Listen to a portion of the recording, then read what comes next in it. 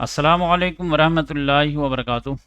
कैसे हैं आप लोग? अल्हम्दुलिल्लाह मैं खैर आफियत के साथ हूँ। उम्मीद करता हूँ आप लोग भी बखैर होंगे। आलमी हालात हादरा। आज की सबसे बड़ी खबर अमेरिका और ईरान के ताल्लुक से। और पहली बात ये जान लीजिए कि आज बहुत ज़्यादा खबरें, 1 घंटे की भी वीडियो बन जाए तो कोई बड़ी बात नहीं। और चलिए आज हेल्दी बात करते हैं करंट अफेयर पे।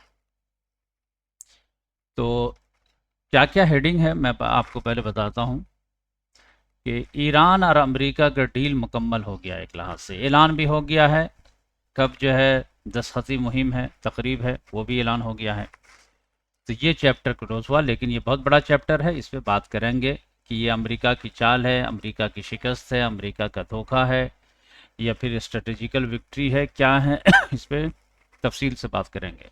रशिया यूक्रेन जंग जिस सबमिट होने जा रही है, आज शुरू हो जाएगा। डोनाल्ड ट्रंप जेलेंस्की और पुतिन दोनों से बात किया है, तो इधर क्या चल रहा है। और फिर जो है सीज़ फायर के बाद जो है ईरान के जो है एक अलग ही पावर इमर्ज होगा, तो उसके ताल्लुक से क्या है। इंडिया का क्या मामला होगा, इंडिया के जो है मतलब कल भी एक जहाज़ डूब गया, तीन तीन जो है सेलर जो है मारे गए, कोई पूछने वाला नहीं है, दफनाने वाला नहीं है, लाश को भेजने वाला नहीं है। पाकिस्तान की हैसियत क्या है, कतर बीच में क्या कर रहा था, ये सारी चीज़ें हैं। लेबनान में अभी क्या मामला होगा, इसराइल का क्या मामला होगा, मतलब फिर जो है सऊदी अरब और यूक्रेन का रिलेशन जो है क्या इम्पैक्ट डाल रहा है, डोनाल्ड ट्रंप क्यों नाराज़ हो रहा है। और ख़ास तौर से इंडिया और अमेरिका की जो अभी असल लड़ाई है वो क्या है, क्यों वो जो है इंडियन सेलर को मार रहा है और माफ़ी भी नहीं मांग रहा है, एकदम एग्रेसिव स्टांस अख्तियार किया हुआ है। तो इस लिहाज से जो है एक और, हाँ, और अमेरिका जो है यूरोप से हथियार क्यों निकाल रहा है। यानी अगर फाइटर जेट उसके जो है 150 हैं तो 50 को निकाल ला कर आपसे 100 ही रहेंगे। तो ये सारी चीज़ों को मद्देनज़र रखते हुए आज बात करेंगे, ठीक है। तो सबसे पहली और सबसे बड़ी खबर यह है कि शहबाज शरीफ जो पाकिस्तान के प्राइम मिनिस्टर हैं, उन्होंने ट्वीट किया कि अमेरिका और ईरान के दरमियान एग्रीमेंट तय पा गया है, अब सब बल्ले बल्ले है। एकदम स्टेट ऑफ हुर्मुज भी खुल जाएगा और नेवल ब्लॉकेट भी ख़त्म, सारे नॉर्मल हालात। बस वक्त का इंतज़ार है कि अमेरिका चाह रहा था कि इतवार ही को हो जाए, ईरान ने कहा थोड़ा टाइम दो। अब ताजुब की बात यह है कि अगर जिस तरह की खबर आ रही है, ऑफिशियल डॉक्यूमेंट्स अभी बाहर नहीं आया है, न इंडिया अमेरिका की तरफ से न ईरान की तरफ से, लेकिन ईरान के जो है न्यूज़ एजेंसी है, सरकारी एजेंसी है, समझिए सेमी सरकारी है, उसके तरफ से जो आ रहा है, तो उससे तो बिल्कुल जो है ईरान की जीत दिख रही है। लेकिन अगर ऐसा ही हो तो, अमेरिका की चाल ना हो तो, वरना अमेरिका तो दो दो मरतबा धोखा दे चुका है ईरान को, मुज़ाकरात के मेज पे बैठाता है, आप पीछे से बमबारी कर देता है। तो वो फैक्टर जो है आप भूल नहीं सकते। लेकिन ताज्जुब की बात क्या है कि ये बात चल ही रही थी, सारे चीज़ जो है फाइनलाइज हो रहा था, और ईरान में जो है प्रोटेस्ट होना शुरू हो गया, खुद अपने ही गवर्नमेंट के खिलाफ, अब्बास अराक्ची के खिलाफ, तालिबाफ के खिलाफ, कि तुम लोग गद्दार हो, क्यों डील कर रहे हो। अब ये देखिए, तो मैं जो कल आपको कंसर्न किया था, तो वह मैं अकेला नहीं हूँ, बहुत सारे लोग ईरान में भी हैं जो कह रहे हैं कि ये डील नहीं होनी चाहिए, इससे हमारा फ़ायदा नहीं होगा। यानी फ़ायदा होगा लेकिन उतना नहीं होगा जितने हम कुर्बानी दिए हैं। अब जब हम मैदान में कूद चुके हैं तो फिर जो है मुकम्मल जीत के साथ निकलनी चाहिए। ऐसा कुरान में नहीं है कि एक मरतबा हथियार बाहर आ गया तो आप जो है ला तकून फितना हत्ता तकून दीनिल्लाह जो है कि वक़ातिलहुम हत्ता ला तकून फितना, तो इस तरह का मामला होना चाहिए। तो ये सारी चीज़ें हैं। चलिए एक एक करके शुरू करते हैं। तो हम लोग कहाँ से पहुँचे थे, शहबाज शरीफ का ट्वीट आ गया कि पूरा रीच हो गया, कोई मसला नहीं आ गया। कल मामला थोड़ा नाजुक हो गया था कि डोनाल्ड ट्रंप तो कल ही सनीचर की रात ही से चिल्ला रहा था कि कल ही कल ही कल ही हो जाएगा, लेकिन हुआ क्या, ईरान ने कहा कि थोड़ा टाइम दो बस, हाँ ठीक है, मसौदा हम भी एग्री करते हैं, हमारे लिए तो विन विन सिचुएशन है, लेकिन जल्दबाजी किस चीज़ की, संडे के बजाय थोड़ा और एक दो दिन बाद कर लेंगे हम लोग। उसी में क्या हुआ कि इसराइल ने लेबनान पे हमला कर दिया, बैरूत पे हमला कर दिया, और ईरान ने कहा कि ये तो हमारा रेड लाइन है। तो इस लिहाज से जैसे ही उसने हमला किया, 3 लोगों को मार दिया, लेकिन हमला बहुत बड़ा था, कई स्टोरी बिल्डिंग को तबाह कर दिया था। तो ईरान ने कहा कि अब इसका जो है बदला लिया जाएगा। तो उसने जो जवाबी हमले की तैयारी शुरू कर दिया, एयर स्पेस वगैरह बंद करना शुरू किया, और अब जो है समझिए कि उसने सुबह में हमला किया था, तब रात में उसका बदला लिया जाता। तो उसी में जो है डोनाल्ड ट्रंप जो है मुस्तैद हो गया गए, और सख्त सुस्त जो है इसराइल को भी कहा, बेंजामिन नेतन्याहू को भी कहा, और कवर अप करने के लिए जो है ईरान को भी कुछ कहा, लेबनान को भी कुछ कहा, लेकिन ज़्यादा दबाव इसराइल पे ही डाला। अब इसराइल कह रहा था कि हिजबुल्लाह ने हम पे हमला किया, तो हमने जवाबी हमला किया। डोनाल्ड ट्रंप ने कहा इतना बड़ा तो हमला नहीं था, उसने ड्रोन हमला कर दिया, ठीक है, तुम्हारे शुमाली इलाके में कितने लोग मरे बताओ, कितने लोग जख्मी हुए जो तुम जाकर के पूरी बिल्डिंग उड़ा दिए। तो रेशियो प्रोपोर्शन नहीं था, उसने एक तमाचा मारा, तुमने कत्ल ही कर दिया। तो फिर जो है ईरान को मनाने की कोशिश किया, लेकिन ईरान मानने के लिए तैयार नहीं था। बिल आखिर जो है खबर ये आ रही है कि डोनाल्ड ट्रंप ने कहा कि चलो हम तुमको नेवल ब्लॉकेट हटा देते हैं, अब तो मानोगे कि हम सीरियस हैं। क्योंकि काली बाब जो है यही इल्ज़ाम लगा रहे थे कि डोनाल्ड ट्रंप देखो तुमसे जो है डील करके फ़ायदा क्या है, क्योंकि हमला तो अभी भी हो गया बैरूत पे। तो या तो तुम चाहते नहीं हो कि माहदे पे अमल हो, या फिर तुम कैपेबल नहीं हो कि इसराइल को तुम रोक सको। तो तुम चाहते हो या नहीं चाहते हो, ये तो कम से कम शो करो। तो उसने कहा कि हम चाहते हैं, देखो शो करने के लिए हमारे पास एक ये है कि मैं नेवल ब्लॉकेट अभी ख़त्म करता हूँ, चलो तुम तैयार हो जाओ, क्या हमले का इरादा कैंसिल करो। तब ईरान भी जो है सीरियस हुआ।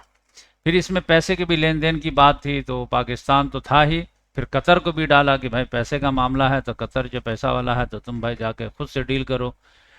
तो ईरान की जो है बहुत सारी बातें जो है मानी गई हैं। यानी आप समझिए कि 300 बिलियन रिकंस्ट्रक्शन प्लान में जो है ईरान को दिया जाएगा, अमेरिका की तरफ से या फिर गल्फ की तरफ से। अब 300 बिलियन आप समझे, याद आ रहा आपको कि इजिप्ट को भी कितना दिया जाता, 300 बिलियन, 3 बिलियन दिया जाता, यहाँ 300 बिलियन की बात।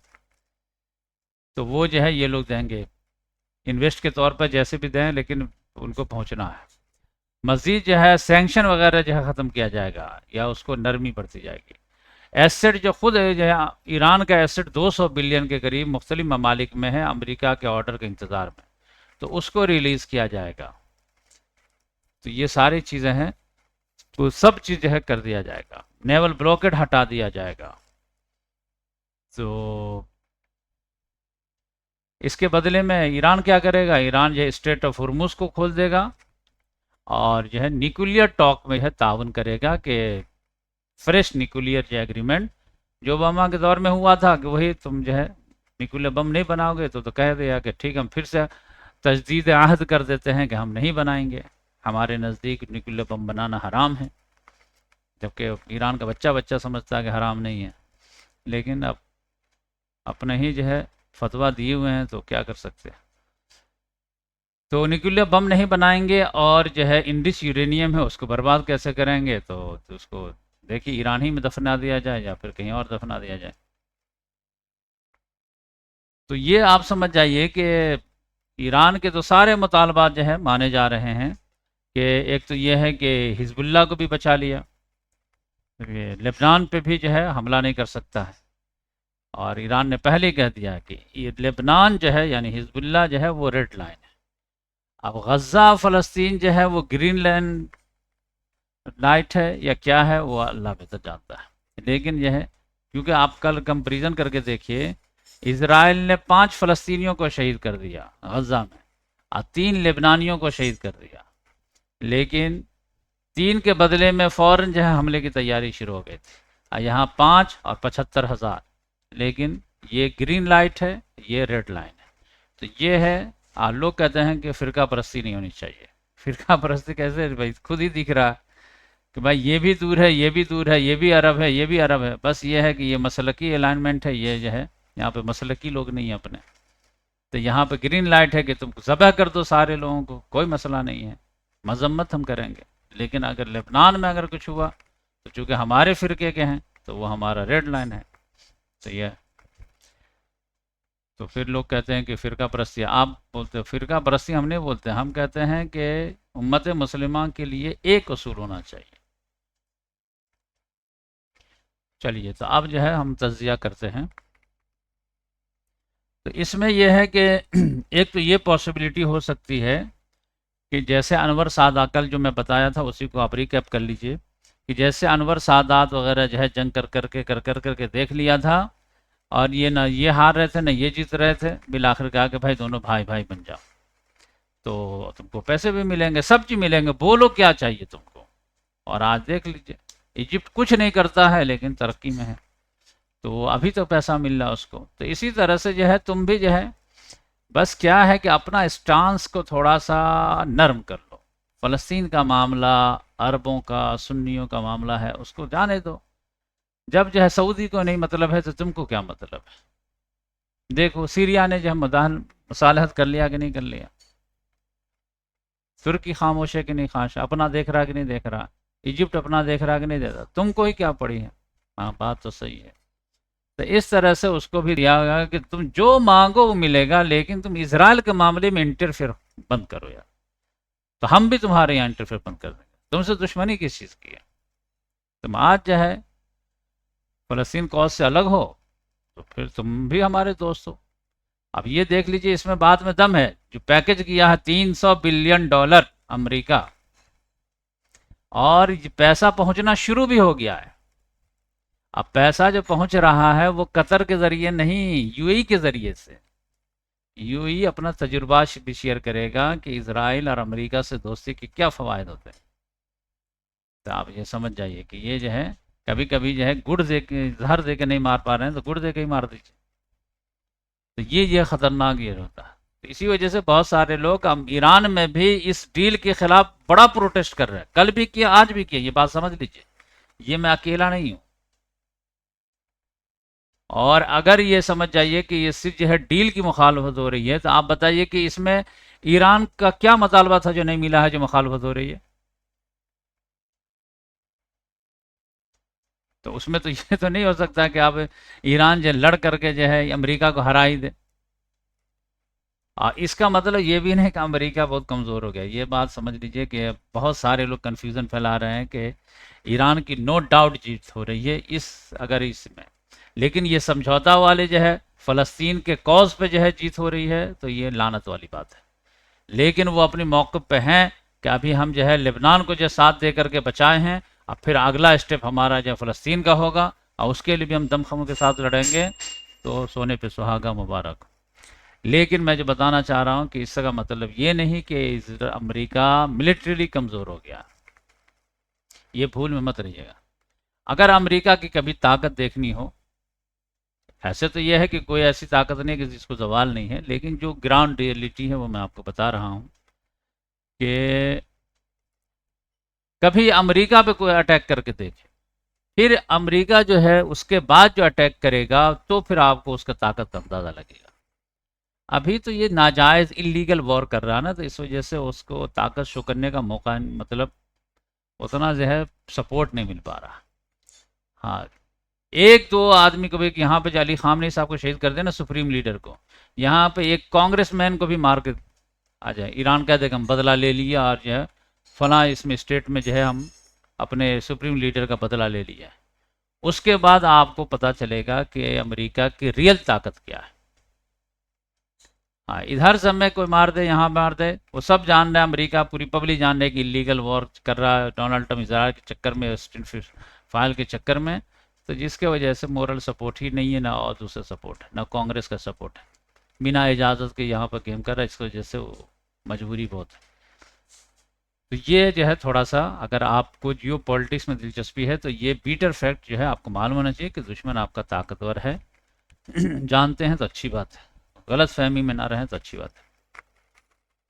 फिर भी जो है ईरान ने अपने ग्राउंड पे जो डिफेंड कर लिया, ना सिर्फ अमेरिका और इसराइल से डिफेंड कर लिया, बल्कि दोनों के एक साथ जो है हमले को डिफेंड कर लिया, और अच्छा खासा ईरान ने जवाब दिया। ये बहुत बड़ी अचीवमेंट है ईरान के लिए, इस पर मुबारकबाद के मुस्तहिक हैं। लेकिन अगर ये समझे कि ये डील नहीं हुआ है, तो ये डील से मुराद जो है लिखी पढ़त भी नहीं रहती, वो समझे कि एक अंडरस्टैंडिंग रहती है कि हम तुमको कुछ नहीं कहेंगे, तुम हमको कुछ नहीं कहो। तो एक तो ये पॉसिबिलिटी है। दूसरी पॉसिबिलिटी ये है कि डोनाल्ड ट्रम्प जो है टाइम गेन करना चाह रहा हो, टाइम गेन करना चाह रहा हो कि देखो इस बार हम जो है मुश्त खाक समझे थे ईरान को, तो थोड़ी सी तैयारी वैयारी करके आ गए, और अलायंस वगैरह भी किसी को नहीं बना ये वो, और फिर आ गए कि हम लोग इसराइल दोनों मिलकर ही तबाह कर देंगे, ईरान को ख़त्म कर देंगे। लेकिन ऐसा नहीं हुआ। तो लगता है कि मजबूत तैयारी के साथ आना पड़ेगा, मजबूत नैरेटिव के साथ आना पड़ेगा, मजबूत प्लानिंग के साथ, मजबूत अलायंसेस के साथ।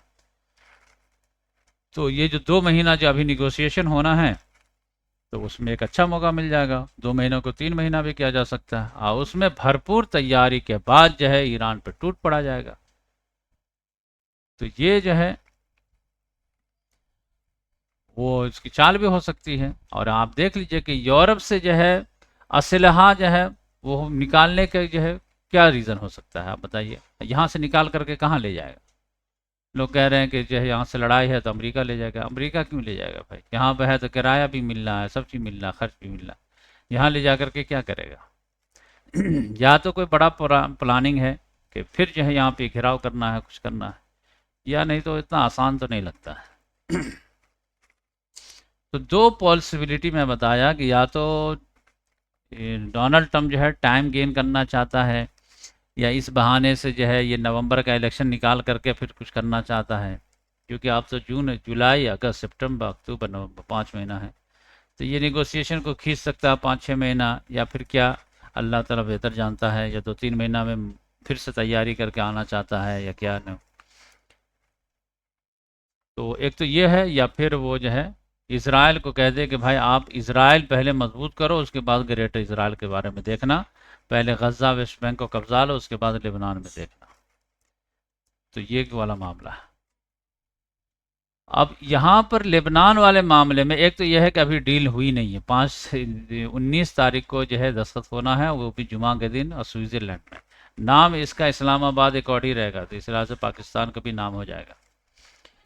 तो अब यह है कि जुमा तक ये मामला चलता है या नहीं चलता है, और फिर इसराइल जो हमला रोकता है या नहीं रोकता है। तो अब हमला तो लगता है कि रोक देगा, क्योंकि अब क्या है कि अगर हमला करता है इसराइल तो ईरान बदले में हमला करेगा, और अमेरिका गुस्सा करके कहेगा कि तब तुम दोनों जानो। और अगर दोनों को मैदान में छोड़ दिया जाए तो ईरान तो फुड़कस निकाल देगा इसराइल के, वो तो अमेरिका के ऊपर ही उछलता है। तो इस लिहाज से वो डेयरिंग करेगा नहीं करेगा इसराइल, ये देखने वाली बात है। लेकिन मामला एक और जगह फंस जाएगा। मामला जो फंसेगा वो ये कि इसराइल जो ऑलरेडी कब्जा चुका है 40-50 किलोमीटर अंदर तक, वहां से फौज वापस बुलाएगा या नहीं बुलाएगा। तो ये मुझे लगता है कि इसराइल जो है नहीं करेगा। अब इसके लिए ईरान जो है कितना ज़्यादा दबाव डाल सकता है, शर्त को वो जो है कंडीशन लगा सकता है या नहीं लगा सकता है।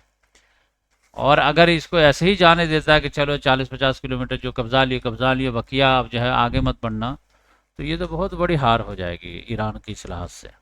ये इसराइल के लिए बड़ी जीत हो जाएगी।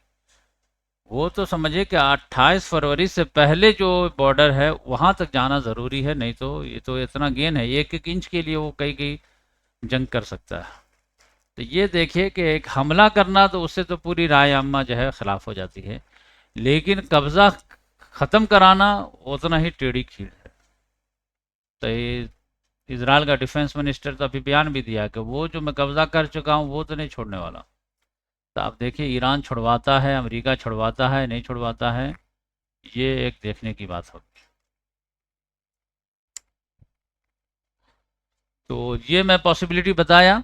अगर ये दोनों नहीं है, अमेरिका ईरान ने इसराइल से सॉफ्ट अंडरस्टैंडिंग नहीं किया है, जस्ट लाइक इजिप्ट की तरह जो कैंप डेविड रिकॉर्ड हुआ था, या फिर ये अमेरिका की चाल नहीं है कि हमें टाइम चाहिए, वक्त चाहिए स्टेट ऑफ हॉर्मुज़ ताकि खुल जाए और वर्ल्ड प्रेशर हम पर से कम हो जाए, फिर एक मैं नई तैयारी के साथ आ जाऊं और उसमें पहले जो है स्ट्रेट ऑफ हॉर्मुज़ का ही जो है कोई राह जो है वो प्रॉब्लम को सॉल्यूशन के साथ आऊं, या फिर यूरोपियन इत्तेहाद बना करके आऊं, नेटो के साथ आऊं, जो भी है।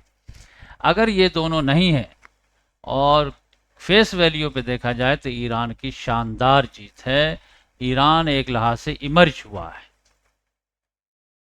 तो ये बहुत बड़ी बात होगी, बहुत बड़ी बात होगी, और ईरान एक जो है रीजनल बिग पावर बन जाएगा, बिग पावर। और हो सकता है कि सब लोग जो है इसके इन्फ्लुएंस में आए। अब वो जो इन्फ्लुएंस की लड़ाई थी उसमें समझिए कि ये इम्तहान में पास होकर के नंबर 1 हो जाए, तो तुर्की के लिए भी मसला रहेगा, सऊदी वगैरह के लिए भी मसला रहेगा, और अमेरिका की हेजमनी बहुत कम हो जाएगी। अमेरिका की हेजमनी तो ऐसे भी कम हो गई है, वो इस लिहाज से कि आप देखिए कि एक झटका तो सऊदी अरब ने अमेरिका को दिया है। कब दिया है? जब अमेरिका ईरान की जंग चल रही थी तो सऊदी अरब ने किससे ड्रोन समझौता किया था 10 साल के लिए? यूक्रेन से। तो यूएई ने भी किया, कतर ने भी किया, बहरीन वगैरह ने भी किया, सऊदी ने भी किया, ओमान ने भी किया, सब ने किया। तो ये जो है मुआहिदा है, तो अब उससे तो बहुत ज़्यादा फ़र्क नहीं पड़ता है, लेकिन बड़े बड़े लोगों को फ़र्क पड़ता है। ये मुआहिदा जो है ये एक लिहाज से सन्नाटेदार तमाचा था डोनाल्ड ट्रंप के चेहरे पे। आप महसूस नहीं कर सकते। आप गांव में आप जो है बड़े आदमी हैं और आपके ख़ानदान का कोई छोटा बच्चा जो है किसी दूसरे से जा करके 100 रुपया कर्जा मांग ले, तो ये आपकी इंसल्ट है कि नहीं है? कि भाई हमारे पास पैसे नहीं हैं कि तुम दूसरे से जाके मांगो पैसा।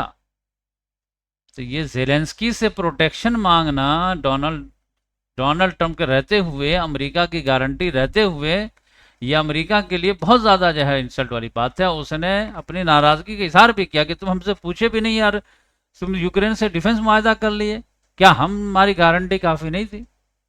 अब सऊदी अरब ने तो प्यार से कहा कि हाँ, तो हम तो देख लिए कि आप बचा नहीं पा रहे थे, और आप तो हमारे लीडर को क्या क्या कह रहे थे।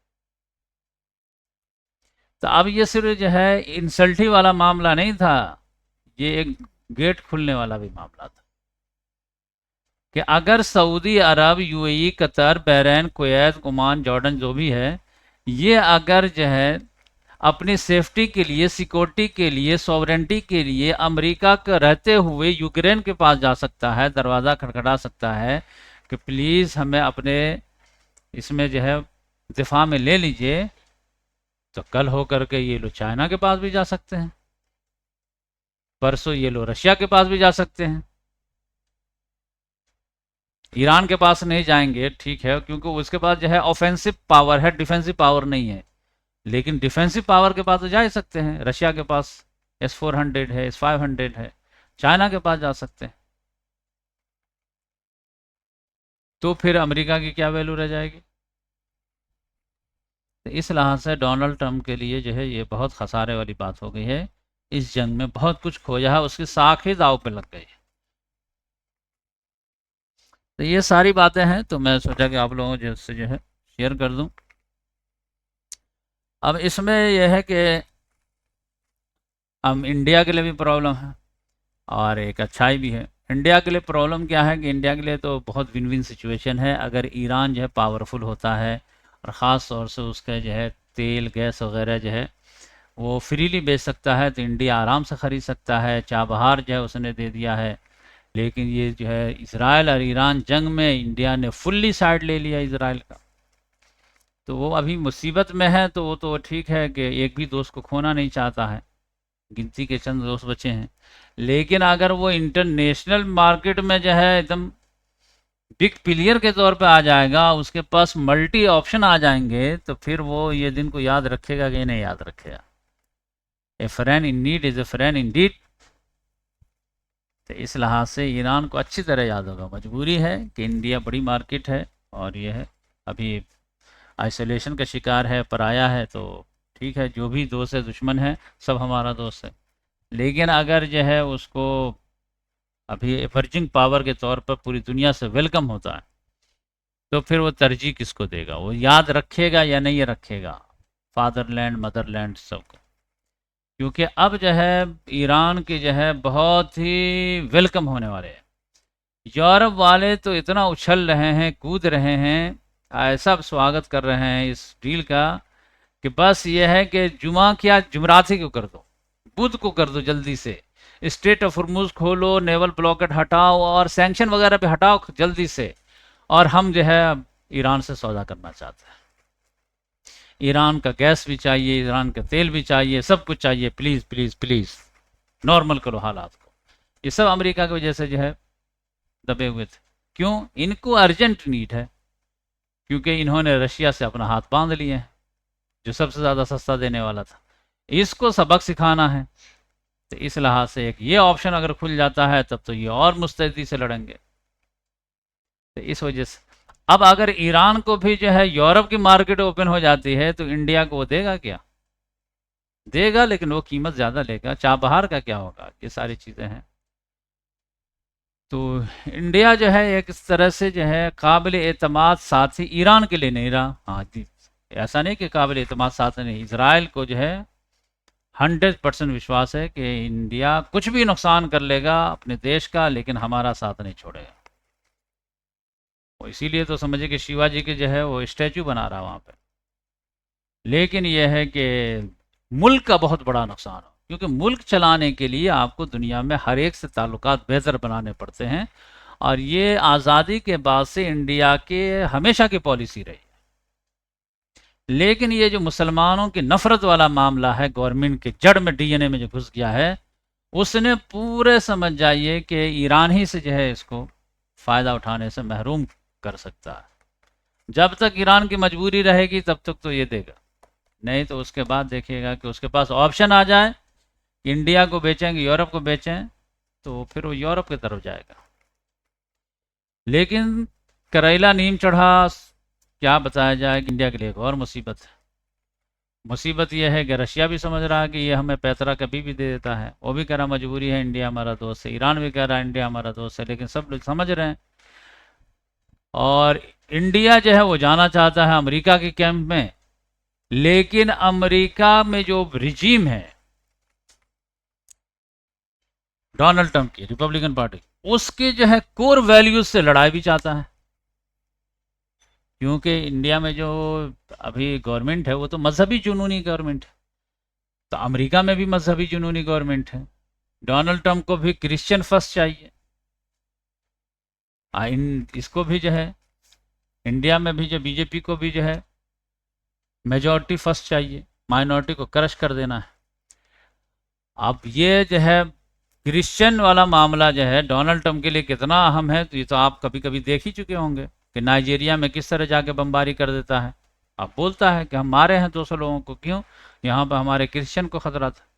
किस तरह सिरिल रामाफोसा को इंसल्ट कर दिया था कि यहाँ पर क्रिश्चियन लोग जो है कह रहे हैं कि हमारे साथ जो है अच्छा सलूक नहीं हो रहा है, तो वो सदर को बुला करके किस तरह इंसल्ट किया था। तो वो जो ज़ीरो टॉलरेंस रखता है क्रिश्चियन के बारे में, ये बात समझ लीजिए। खाली इसराइल जो क्रिश्चियन को कुछ कर दे तो कुछ नहीं बोलेगा, बकिया तो किसी को बर्दाश्त नहीं कर सकता, कहता है कि वो उसी के सुपरमेसी का ही है। अब इंडिया का जो है एक मसला फंस गया, इसीलिए देखिए कि अमेरिका ने 3-3 इंडियन सेलर को मार दिया और उफ तक नहीं किया, जबकि यहाँ से सबके गुजर रहे थे, चाइना के भी गुजर रहा था। हिम्मत नहीं हुई कि चाइना के हाथ लगा, लेकिन इंडिया को मार दिया, 3-3 जहाज पे हमला कर दिया। यहाँ पे मामला क्या फंसा हुआ? मामला फंसा हुआ है एफसीआर को लेकर के। ये बहुत FCRA, foreign contribution regulation act, ये समझ जाइए कि 1976 ही में बना था, इमरजेंसी के टाइम में। फिर इसको रिन्यू किया गया 2010 में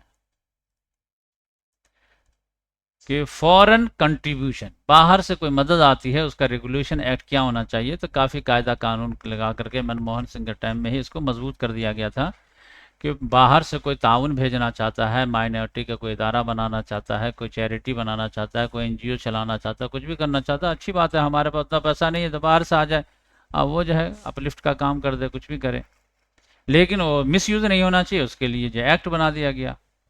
तो 2010 का एक्ट है, उसी हिसाब से लाइसेंस देना है, आपको गवर्नमेंट को बताना है इतना पैसा आया, इतना नहीं आया, यहाँ से आया, वहाँ से आया, इस काम के लिए, ये सारी चीज़ें हैं। अब इंडिया की गवर्नमेंट जो बीजेपी की जो है, ये चाह रही है कि इसमें जो है एक अमेंडमेंट हो, ये 2026 का अमेंडमेंट, और ये बहुत ही ख़तरनाक अमेंडमेंट, बहुत ही ख़तरनाक। यानी इसमें यह है कि अगर आपने कायदा कानून आपने पालन नहीं किया और आपके जो है जो भी डॉक्यूमेंट्स है ये 2010 के मुताबिक, इसमें अगर थोड़ी से भी ऊंच नीच है तो आपका लाइसेंस कैंसिल कर दिया जाएगा, नंबर 1। अब लाइसेंस अगर कैंसिल कर दिया गया तो मामला क्या होगा? मामला ये होगा कि आपके पास जो भी एसेट है वो सबको गवर्नमेंट सीज कर लेगी। तो आप कहने में क्या आगे, भाई कायदा कानून ठीक रखो, आप फिर जो है तुम्हारे एसेट सीज नहीं होंगे। मेन मसला ये है कि बहुत सारे लोगों के, जब से गवर्नमेंट बीजेपी का 2014 से, हजारों के जो है लाइसेंस कैंसिल हो चुके और अभी भी हो रहे हैं, क्योंकि आप जानते हैं कि दुनिया में कायदा कानून को पाबंदी जो है बहुत ज़्यादा आदमी नहीं कर पाता है, लेकिन हो ही जाती है कुछ ना कुछ। आप एक गाड़ी चलाते हैं ना, आपके जो है पॉल्यूशन सर्टिफिकेट और ये ड्राइविंग लाइसेंस है, ये वो फलां जगह कुछ ना कुछ कमी रह ही जाती है। आप घर बनाते हैं, उसमें ये परमिशन नहीं, वो परमिशन नहीं, ये वो फलां जगह, कितने मसाइल रहते हैं। तो इसी तरह एक इदारा चलाने में भी कुछ ना कुछ लैकिंग हो ही जाती है। अब उसकी वजह से एक लैकिंग को छोड़ पकड़ करके आपका लाइसेंस कैंसिल। अब अगर आप जो 50 साल से आप एक इदारा चला रहे हैं और उसके वजह से जो आपकी जो प्रॉपर्टी है, आपकी बिल्डिंग है, आपकी ज़मीन है, आपके ऑफिस हैं, सबको सील करके गवर्नमेंट जब्त कर ले, तो आप समझ जाइए कि माइनॉरिटी का क्या मामला होगा। अब मुसलमानों को तो उतना ताउन नहीं आता जितना क्रिश्चियनों को आता है, गैर मुस्लिमों को तो सबसे ज़्यादा आता है, लेकिन उन पर तो हाथ नहीं डालेंगे। आप तो NCR वगैरह में जान गए थे कि अफगानिस्तान से अगर गैर मुस्लिम आएगा तो उसको नहीं भगाया जाएगा, मुसलमान आ गया तो भगाया जाएगा। बल्कि इंडिया में मुसलमान कोई है, उसके पास सर्टिफिकेट नहीं, उसको भगा दिया जाएगा। और पाकिस्तान से कोई गैर मुस्लिम आया जाएगा तो उसको फंसा लिया जाएगा। तो यहाँ तो ये इंसाफ चलता है। तो इस वजह से ये क्रिश्चियन मिशनरी वाले सारे लोग जो है, वहाँ के कांग्रेस वालों सबको, जो वहाँ के हाउस ऑफ रिप्रेजेंटेटिव है या फिर सेनेटर है, सबको बोलते हैं कि देखिए हमारे लिए बहुत ही मुसीबत है, मुसीबत के बादल मंडला रहे हैं। वो तो समझिए कि एक मरतबा टेबल कर ही दिया था, वो तो मार्च अप्रैल में वो पास नहीं हो पाया, इसी लिहाजा इसको रोकिए। तो अब ये सारे सेनेटर और जो है हाउस ऑफ रिप्रेजेंटेटिव मिल करके, यानी कांग्रेस में जितने भी नुमाइंदे हैं, वो सब डोनाल्ड ट्रंप को जा करके कह रहे हैं कि इंडिया में बहुत बड़ी तबाही आने वाली है क्रिश्चियनों पर, उनके एसेट पर। तो उसकी वजह से डोनाल्ड ट्रंप का दिमाग खराब है, और इस मामले में वो बिल्कुल बाय पार्टीजान जो है यूनाइट, बाय पार्टीजान, यानी क्या रिपब्लिकन क्या डेमोक्रेटिक, दोनों कह रहे हैं कि नहीं ये गलत हो रहा है इंडिया में, ये कानून बहुत ही अत्याचार वाला है। अब आप कहेंगे कि रिपब्लिकन तो ठीक है, मजहबी लोग हैं, तो वो जो है क्रिश्चियनों के जो मिशनरी के साथ ये मामला हो जाएगा, तो ये है। डेमोक्रेटिक को प्रॉब्लम क्या?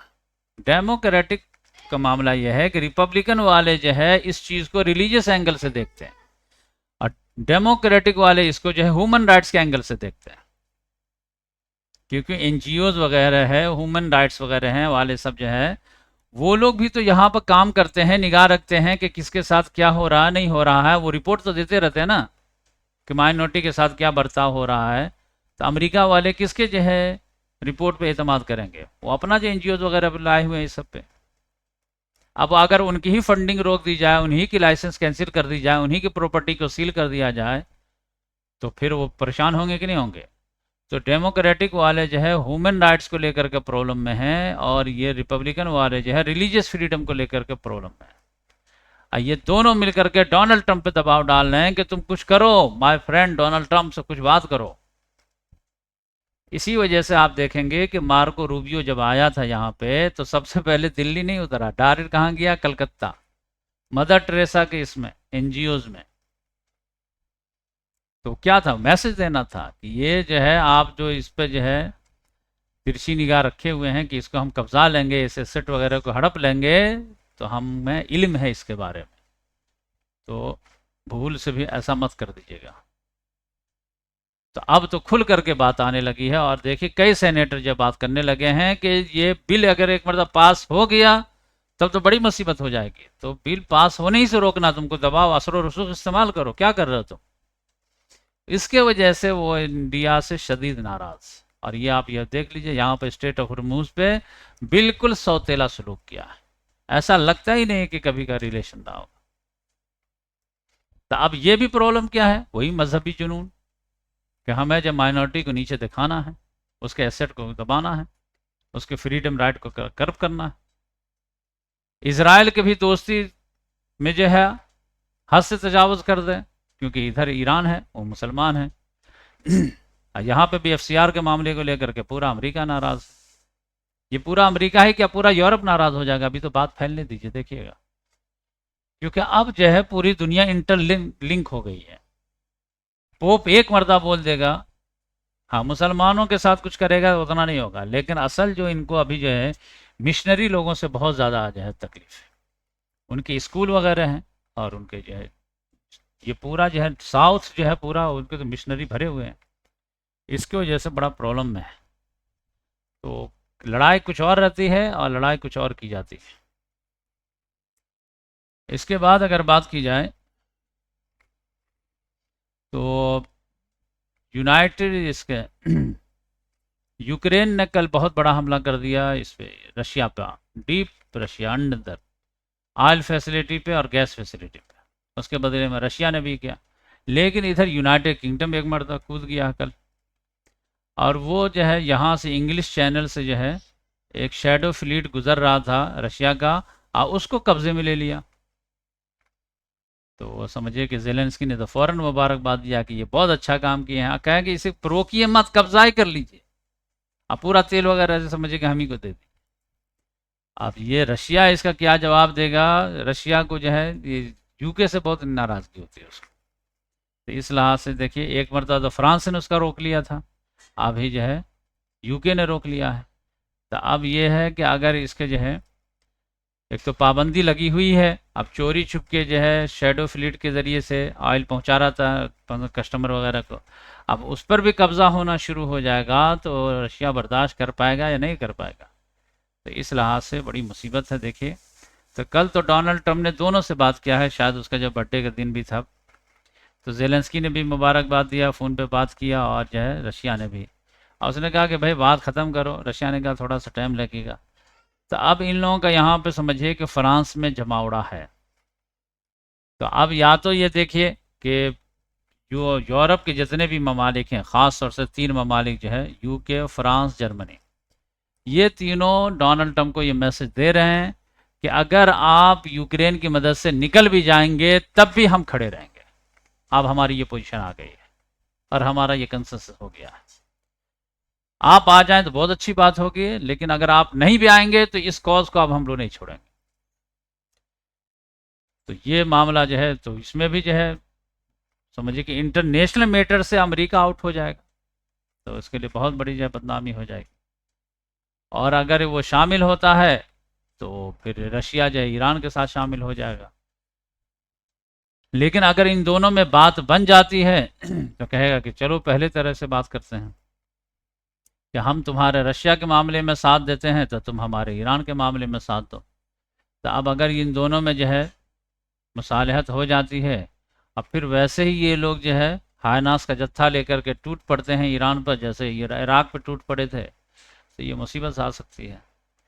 तो देखिए कि कुछ भी हो सकता है। तो ये मैं सोचा कि थोड़ा सा जो है डिटेल में तफसील में बात करके जो है आपको बता दूं कि दुनिया में क्या चल रहा है, नहीं चल रहा है और फिर लेटेस्ट डेवलपमेंट क्या होगा, जुमा तक जो है क्या मामला हो जाएगा, डील होगी नहीं होगी, ये सारी चीज़ें। तो मैं सोचा कि आज थोड़े से तफसील से गुफ्तगू करते हैं। बाकी यह मेरा हिस्ट्री क्लास की तैयारी जारी और सारी है, और अल्हम्दुलिल्लाह 2 लोग एडमिशन ले चुके हैं। तो एक तो मंथली जो है 500 रुपये महीना अदा कर चुके हैं, और एक जो है पूरे पैकेज का जो है 1500 1000 रुपये अदा किए हैं 500 डिस्काउंट में। तो जिनको भी जो है हिस्ट्री लेक्चर लेना है तो वो जो है 820 साल की हिस्ट्री में इंशाल्लाह जो है बताने वाला हूँ, मोहम्मद गौरी से लेकर के 2026 तक, 1206 से लेकर के 2026 तक मुकम्मल इंडिया की हिस्ट्री। उसमें कोई ऐसा टॉपिक नहीं रहेगा जो छूटेगा, और इंशाल्लाह यूपीएससी लेवल का रहेगा, बल्कि यूपीएससी से भी बढ़ कर रहेगा। आप कहेंगे ऐसा कैसे हो? भाई मैं यूपीएससी वाले जो है आपको मुस्लिम प्रेस्पेक्ट्स नहीं बताएंगे ना, और यूपीएससी वाले जो है कोई भी टीचर हो वो कुछ ना कुछ बायसनेस कर ही देते हैं। मैं आपको इंशाल्लाह जब बिल्कुल ऑनेस्टी का दामन पकड़ करके मुस्लिम प्रेस्पेक्ट्स बताने की कोशिश करूँगा। और हमारे पास दोनों सोर्स हैं, मुस्लिम सोर्स भी हैं और उनके सोर्स भी हैं। वो जो है मोहम्मद गजनवी को किस निगाह से देखते हैं, मुसलमान किस निगाह से देखते हैं, मैं दोनों बताऊंगा। तो इस लिहाज से मेरा इंशाल्लाह यूनिक रहेगा। अब मैं एकदम जो है आसान अंदाज में बताऊंगा, तो इस लिहाज से जो है ये आपके लिए बहुत अच्छा मौका रहेगा कि ये अगर इंडिया की पूरी हिस्ट्री जान गए तो फिर पूरी दुनिया की हिस्ट्री जानना बहुत आसान हो जाएगा। तो इस लिहाज से 20 तारीख तक का जो है आप लोग एडमिशन ले लीजिए। सिर्फ 1500 रुपया फ़ीस है, 3 महीने का कोर्स है, क्रैश कोर्स समझ जाइए, 500 रुपये का फीस है। और एक साथ अगर अभी 20 तारीख से पहले जमा करते हैं तो 500 रुपया आपको डिस्काउंट हो जाएगा, और 1000 रुपये में ही आपका तीनों महीना हो जाएगा। अब बकिया मेरे जो रेगुलर जो है पेड स्टूडेंट हैं तो उनके लिए तो बस वही फ़ीस काफ़ी है, 300 रुपया ही काफ़ी है, 500 रुपया उनको देने की ज़रूरत नहीं है। इल्ला ये कि उनको खुशी हो दे दें तो अलग बात है, कोई मसला नहीं, मेरे तरफ से ही मतलब। और ये जो है मैं हिस्ट्री वाली क्लास जो है मैं सेपरेट चैनल बनाऊंगा और उसका लिंक सिर्फ उन्हीं को शेयर करूंगा जो इसमें एडमिशन लिए रहेंगे, चाहे ये 2 के 2 ही रह जाएं तो 2 ही के वो पढ़ाऊंगा मैं। और 20 तारीख के बाद ये फ़ीस जो है डबल हो जाएगी, यानी ये 1500 के बजाय जो है 3000 हो जाएगी। और फिर और भी जो है मैं उसमें इनपुट डालता जाऊंगा तो वो और भी कॉस्टली होती चली जाएगी। तो आप कह सकते हैं कि एक पर एक कोर्सेज है, ठीक है, लेकिन हर एक का अपना अपना जो है यूनिकनेस रहता है। तो मेरे भी जो है हिस्ट्री का यूनिकनेस है, और जब आप क्लास ज्वाइन करेंगे तो आपको पता चलेगा। जो डेमो लेक्चर में दे दिया हूँ उसी अंदाज में चलेगा, कोई बहुत ज़्यादा ये नहीं है। लेकिन इंशाल्लाह जो है 1206 से लेकर के 2026 तक मुकम्मल हिस्ट्री मैं देने की कोशिश करूँगा आराम आराम से। तो मेरी तो यही दरख्वास्त है कि आप लोग जो है इसका ये कर लीजिए।